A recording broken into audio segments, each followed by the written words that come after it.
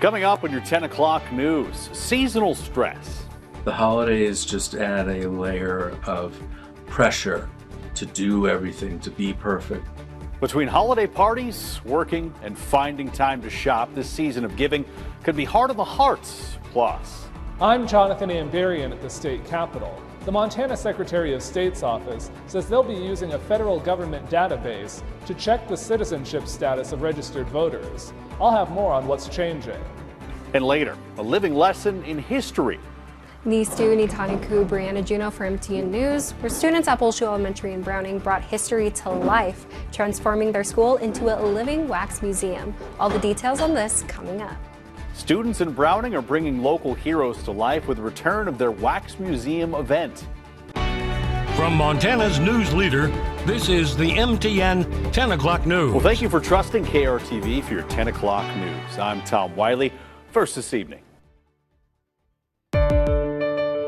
It's a real thing this time of year, holiday heart syndrome. Thanksgiving is the start of the trifecta of stressors on the heart: alcohol, salty rich foods, and stress. MTN's Will Wagner spoke to health experts and shares ways to identify it and ease your stress. Whether it's getting that right gift or just dealing with the in-laws, it's no secret the holidays can be stressful. The holidays just add a layer of pressure to do everything, to be perfect, to prepare the perfect meal that you bring to the holiday dinner. Do you expect people to be perfect? The answer is no. Mental health therapist David Eichler says much of the stress between Thanksgiving and New Year's comes from three sources: money, time, and energy. And he's got some ideas on how to cope. As for energy, he says taking steps to separate busyness from stress, as well as spreading out responsibilities, can be helpful. I could have 12 things that I need to accomplish between now and Christmas Day. Well, that doesn't mean I'm stressed. That means I'm busy. And a lot of people skip past busy and go straight to stress because everybody around them is talking about how stressed they are. And that's not the best thing you can do for yourself. That second big stressor is money. Eichler says being present and thoughtful is more important than shelling out cash for a big gift. You can't go anywhere 3 weeks before Thanksgiving now without starting to hear Christmas jingles and being reminded you need to spend money, you need to spend money, you need to follow the rules of consumerism. Finally, time may be hard to find as the days count down. Whether it's groceries or gift shopping, Eichler says doing it online may be worth it in the long run. You are worried about your energy, then you can shop online. You know, and somebody might say, oh, well, that's not the same as shopping in person. And it's like, well, you know, that's kind of true. But if you're worried about your time and your energy, you're choosing to be stressed by doing that. We bumped into some shoppers at the plaza on Grand and 13th. Those we spoke to say they are not very stressed and emphasized focusing on family first. What do I look forward to is being together with the family. That's all. Happiness and health. The gifts aren't the big thing for me. I keep telling them I don't need anything. I just want to see you. In Billings, Will Wagner, MTN News. It was a chilly day. Today's high temperatures were only in the 30s and the mid to upper 20s, with the coldest temperatures along the eastern half of the High Line. A high of 27 in Glasgow, 28 in Havre, and we topped that at 38 degrees in Great Falls. Right now it is cold outside as temperatures are in the teens and low to mid 20s in most spots. And we are dealing with some dense fog right now, especially along the High Line east of I-15. Visibility is low as a quarter mile, even 0 miles in the Havre area right now. So please use extreme caution if you are traveling anywhere along the High Line tonight. And as we've gone through today, we have had increasing clouds, but it has been a dry day. Overnight tonight into tomorrow, there's going to be some light snow around, and I'll let you know who's going to see that snow and how much accumulation you can expect to receive in just a few minutes. Well, Montana's top election official says her office will increase its efforts to check registered voters for U.S. citizenship by using a federal government database. MTN senior political reporter Jonathan Ambarian shows us what's changing. The Montana Constitution already says an eligible voter must be a U.S. citizen, and the state's voter registration application requires people to confirm that they are citizens. But Secretary of State Christy Jacobson's office says the federal government is giving them additional tools to confirm that non-citizens aren't voting.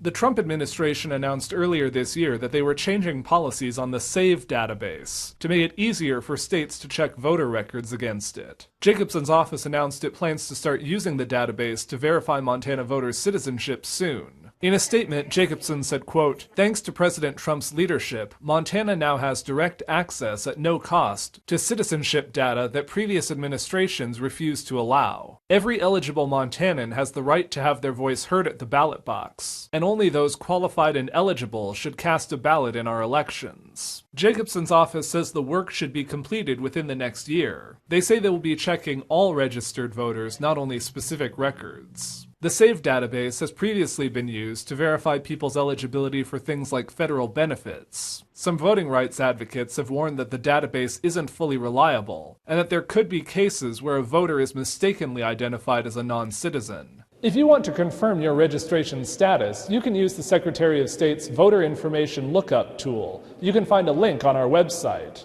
In Helena, Jonathan Amberian, MTN News. Last night, the Great Falls Public School Board of Trustees voted to approve the concept of adding a Cascade County Sheriff's Office Reserve School resource officer to the district's current SRO team. The decision came after discussions with law enforcement about school safety. Board members emphasized this is not a final green light, only permission to begin formally developing the program. The district must now work with the city of Great Falls, Cascade County, and the Sheriff's Office to draft a full agreement spelling out training, supervision, hiring requirements, and future program assessment. When people send their kids to school, I think their number one concern is that they're sending their kids to a safe environment, and that's very important to us. And then instruction and getting fed and having fun and all those things, but safety is job one, and we want to make sure that our plan is very solid and conducive to success in that endeavor. Once the agreement is complete, the pilot program would move forward with quarterly evaluations. The goal is to have a fully organized pilot ready by the start of next school year. Well, Bullshoe Elementary's Living Wax Museum has returned for a second year in Browning. The event gives students a chance to research and celebrate local Indigenous heroes, blending education, culture, and public speaking. MTN's Brianna Juneau has the story. Walking into the cafeteria at Bullshoe Elementary in Browning, you'll find first graders stepping into the role of community leaders, activists, and prominent Blackfeet figures. It's the school's second annual Living Wax Museum, led by the first grade Blackfeet immersion class. So you're going to talk what? Loud, right, and proud. Loud and proud. And your head up. Representation matters, especially for our Indigenous kids, our Blackfeet kids. You know, it's important for them to see other people and their successes, to let them know that they can do it too.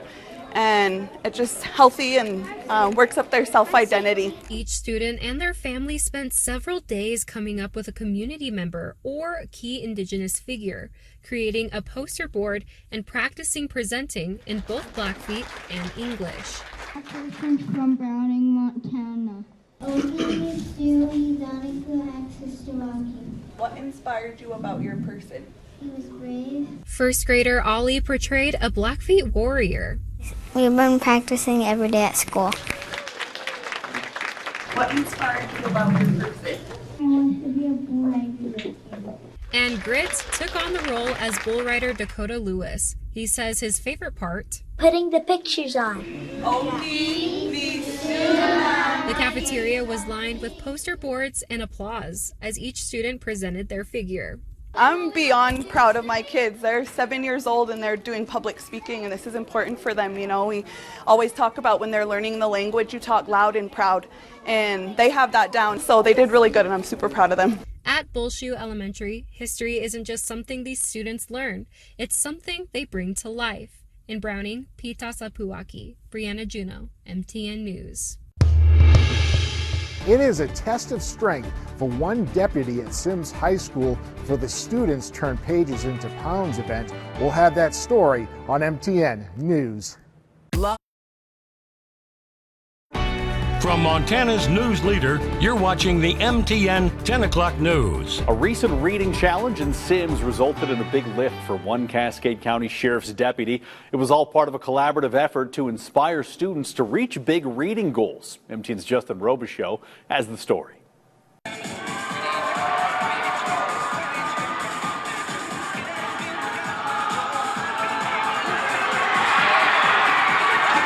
That's Community Resource Deputy Andrew Lugo of the Cascade County Sheriff's Office, lifting 405 pounds after a month-long reading challenge by students at Sims High School.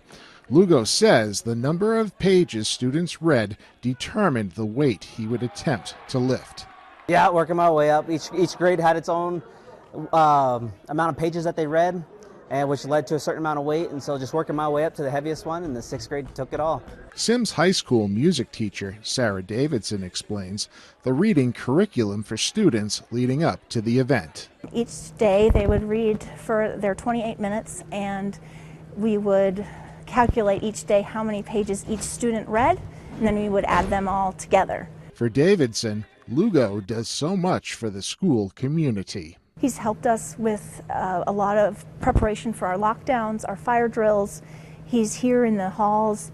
Students have talked to him if they've had traumatic experiences. They know his face, and that's really helped them with a lot of the problems that they've had at home or just in their lives. In the end, according to Lugo, he wants students to know he is a regular guy and that he is there for them. I love being at the schools. The kids love it when I'm here. I love doing things for them and helping them out and making them feel safe. And I want them to know that I'm not just a cop, that I'm not here to just write tickets, they can come talk to me whenever. Lugo says he will be competing at the Great Falls CrossFit event, Rumble in the Big Sky, on December 6th.